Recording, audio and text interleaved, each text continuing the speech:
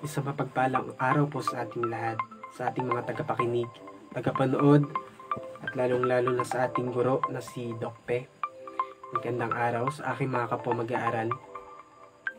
Ngayon ay dadako tayo sa aking uulat na may pinamagatang simulain ng panunuring pampanitikan. Ngunit ano nga ba ang panunuring pampanitikan? Panunuring pampanitikan. Ang mga akdang pampanitikan o literary, mga katahang sinulat upang sa pagbasa nito ay mauunawaan ang mga mensaheng nais parating ng may akda sa kanyang obra maestra. Tungkulin ng mga mambabasa na maging mapanuri o kritikal sa mga akdang binabasa. Ngunit ano nga ba ang panitikan? Ang panitikan o literary. Ayon kay Rufino Alejandro at Ponciano Pineda, ang panitikan raw ay bungang isip na isinasatitik. At ayon naman kay Webster Dictionary, anumang nasusulat sa anyong tuluyan o patula sa isang partikular na panahon, lalo na yaong nasusulat, bunga ng imahinasyon at kritikal na pag-iisip, nagtataglay ng permanenteng kahalagahan at nagbibigay ng mabuting epekto sa damdamin. Ano ang ibig sabihin ng panunuring pampanitikan? Ito ay isang malalim na paghihimay-himay sa mga akdang pampanitikan sa pamamagitan ng paglalapat ng iba't ibang dulog ng kritisismo para sa mabisang pangunawa sa mga malikhaing manunulat at katha. Ang panunuring pampanitikan, matalinong pagsusuri sa akda, pagbibigay pakahulugan sa mga simbolong nakapaloob sa mga talinhaga. Bahagi rin ng panunuri ang pamumuna.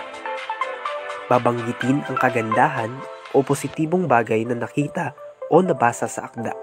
Gayon din ang pangit o negatibo sa akda. Ang panunuring pampanitikan ay isang pag-aaral, pagtatalakay, pagsusuri at pagpapaliwanag ng panitikan.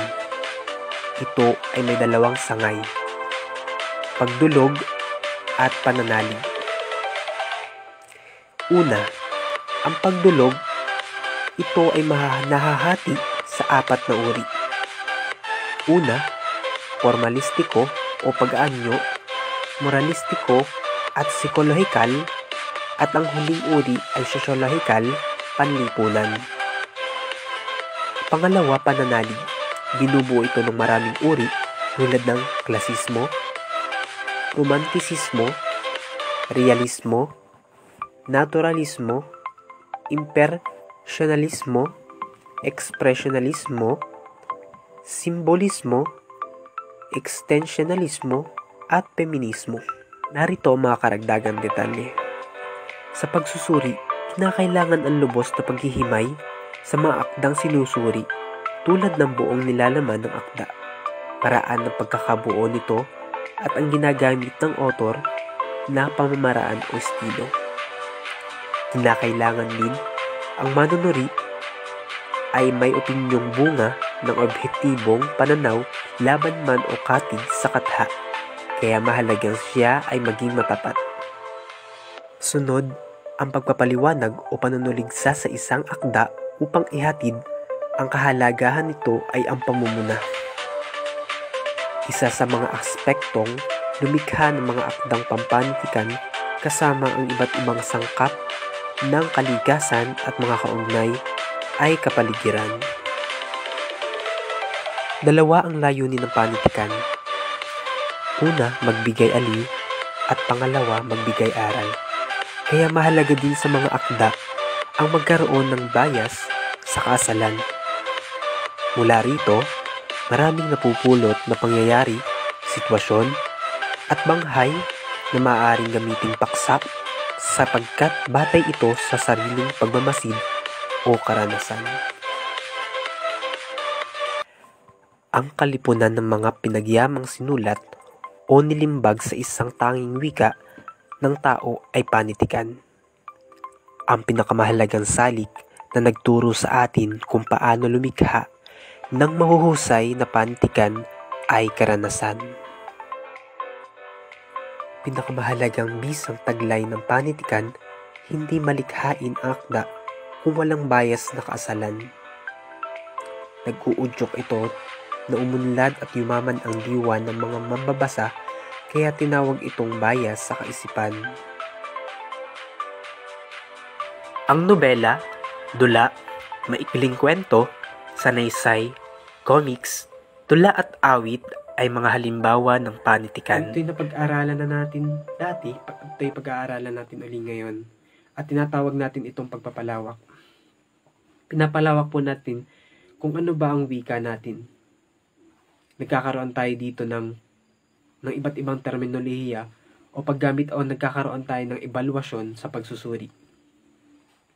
Sa ating pag-aaral na ito, ano nga bang hakbang o simulain ng panunuring pampanitikan? Narito ang mga simulain sa panunuring pampanitikan. Una, ang pagsusuri sa akda ay dapat may uri at katangian ng katalinuhan, seryoso at marugdog na damdamin at ng tapat na mithi sa kalayaan. Pangalawa, sa pagsusuri ng anumang akda ay may kailangang mahusay ang organisasyon o balangkas ng lahok. Bahagi ito ng disiplina ng pagsusuri. Pangtatlo, sa pagsusuri ng anumang akda ay dapat maging maganda ang paksa. May kalinisan ng wika at organisado ang paglalahad. Ang susuriing akda ay kailangang nagpapamalas ng masinop na pag-uugnay-ugnay ng mga sangkap ng pagsulat. Sa pagsusuri, mahalagang mahagap ng may akda ang kanyang piniling paksa. Mahusay ang pagtatalakay at organisasyon ng material. Malinaw ang balangkas na kinapapalooban ng malinaw na thesis o argumento na sinusundan ng buong sanaysay. May naidadagdag sa kasalukuyang kaalaman tungkol sa panitikan at mahusay at makinis ang pagkakaulat. Pang-anim, sa pagsusuri ng tula, ang pananarili sa pananagisag na sa tula ay hindi dapat panaigin. Ang katangian ng makasining na tula ay ang sikad ng damdamin at lawak ng pangitain nito. Ayon kay Pedro L. Ricarte, kung papaanong buhat sa paksang kinuhas sa pagtulong-tulong ng sensibilidad, kadalubhasaan, institusyong ang tunay na tula ay kailangang matigib ng damdamin. Kinakailangang managanas sa kabuuan nito sapagkat kung hindi napupuno sa damdamin, kailan may hindi maaring matigib sa mga taludtod nito ang isang kagandahan. Pangpito, ang susuriing akda ay kailangang napapanahon, may matibay na kaisahan, makapangyarihan ang paggamit ng wika, at may malalim na kaalaman sa tsoryang pampanitikan. Ang susuriing akda ay kailangang nagpapamalas ng masinop na pag-uugnay ng mga sangkap ng pagsulat.